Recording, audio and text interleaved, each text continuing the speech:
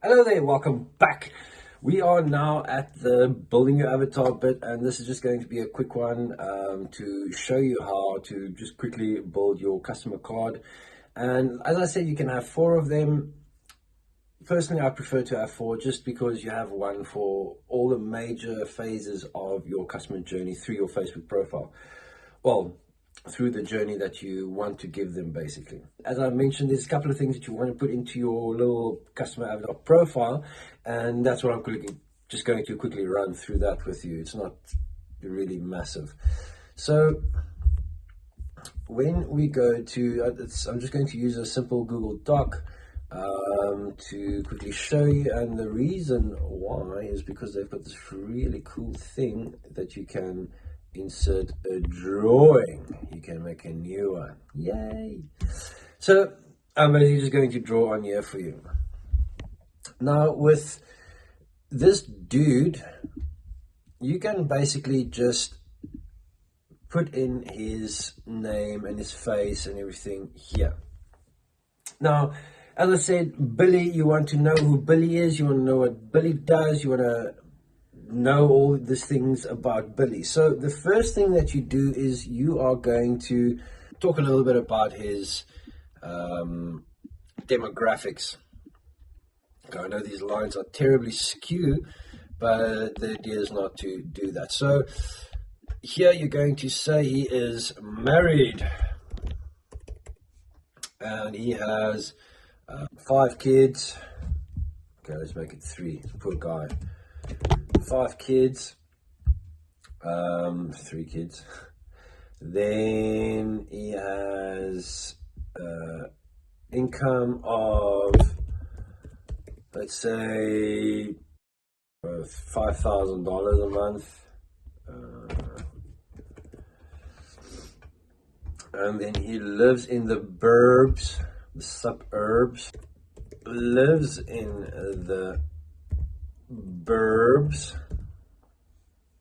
and he drives a Kia because it's a nice, sensible family car. He drives a Kia, and let's say his life motto is stronger together.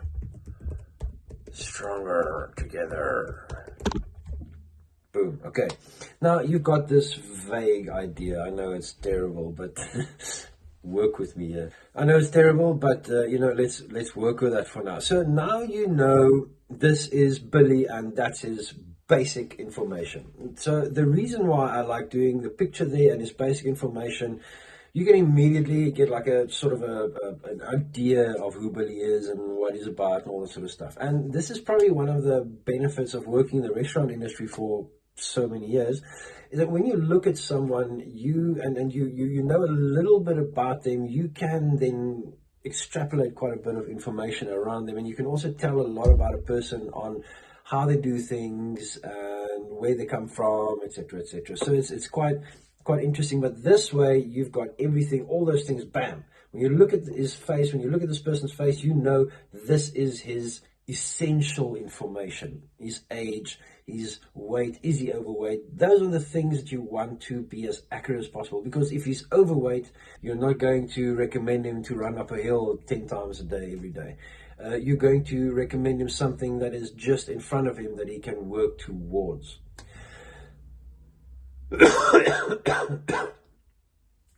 So now that we've got the basics down, his face, and we've got the information, then we can draw some other blocks that we can then start filling in as well.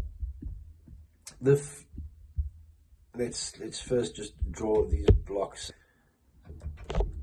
Okay, then we're going to make 4 of these blocks.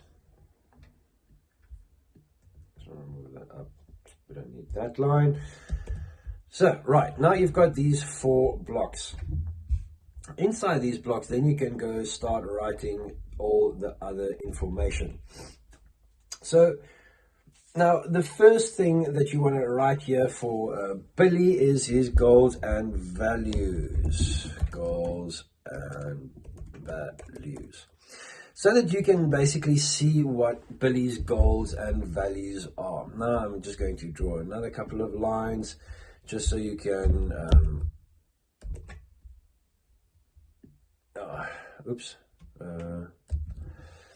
so now I'm just going to draw another couple of lines, and then you can, wrong one.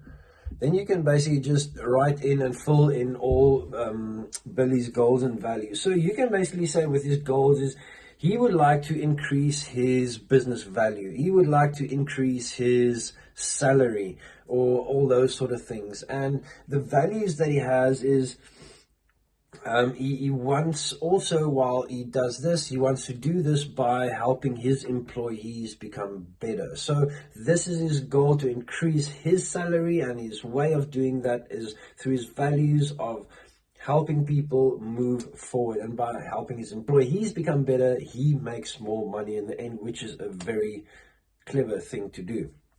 So that is his goals and values. I mean, you can really drill down into these. It shouldn't just be one goal and one value. Go into it, like really go into what Billy wants for his life. And then also how it relates to his business and his life and his personal and professional life. So the next one that you want to start playing around with is this one here at the bottom. Again, just a simple explanation or little thingy. So in this block, you will talk a little bit more about his sources of information. So this is basically going to be where you are going to list all the types of content that he consumes. So which TV programs does he watch? Which networks does he support? Which type of content does he consume? Does he watch soapies? Does he watch edutainment? Does he, what sort of stuff does he watch? Does he read newspapers? Does he does he listen to blogs? Does he read books? Does he listen to audiobooks instead? All those things, because that determines in the end where you are going to advertise for him, or in which format you are going to most likely be able to reach Billy. So you need to know the sources of his information, what attracts Billy to reading it, to spending and paying his valuable time and attention towards this specific subject. So the more you know about those things, the better it is for you in the long term. So you can adapt your content in such a way that you know that Billy is going to see it, because you know Billy wants to actually see your product. So that is the second block. Now, the third block here is for challenges and pain points. Now, for this is quite important as well, because Billy has challenges and pain points in his life. The pain points that he might have would be things like because his staff isn't well trained enough, he's losing business to other companies, and that's a pain point, and he needs to solve this problem. So this is how you can go through this whole thing of, okay, this is who Billy is, this is what his pain points are, this is how we solve them, this is the objections that he might have, this is how we clear the objections before we even start the conversation. So let's say, for instance, now you are producing a product that is going to help Billy reach his goal of increasing his turnover because he's now finding the right staff, etc., etc., etc. So now he has got the product, and it's in front of him. What are the things that he is going to say? And that is going to be right here at the end bit here at the bottom. You're going to gooi here the objections. Oops, let's just put that there. Let's just put here challenges and pain points. Challenges and pain points. So now that we know what those are, we can then go to the objections. So now you've built this incredible product for Billy because you know what his pain points are and all those sort of things, and you're putting in front of him. What is he going to think about it? Is he going to say, oh, it's too expensive? Or is he going to say, oh, it's too long, I don't have the time to do this? Or all those things. Like, what are the objections, the possible objections? Oh, I can't spend this money now, my business needs it more, or whatever the case may be. All these are objections that you can think of, that he would think of. So the purpose of this is once you know what the objections are, you can then move ahead and say, okay, but this is it's going to take you 30 minutes to do this a day. It's going to cost you maybe $20 a month. And it's going to give you X returns on your investment. So if you can address these objections right from the beginning, you will be able to just keep it quiet. I mean, if you answer all the objections, and he wants to, he's like, okay, never mind. Okay, you've answered all my questions. So you want to know what the objections are as well. So now this just quickly is how your avatar card would look like and how mine looks like. So I basically have the information on the side. I've got this picture so I can know who I'm talking to, and then I've got the blocks, the ones with the goals and values, the ones with the source of information, pain points and challenges, and then the other one will be his objections. So now I know who Billy is, and then I make one for Sarah, I make one for Kevin, and I make one for Jane. 4 different people, all 4 on a different part of the customer journey. Right, so thank you very much for this one. This was just a quick one on Avatar.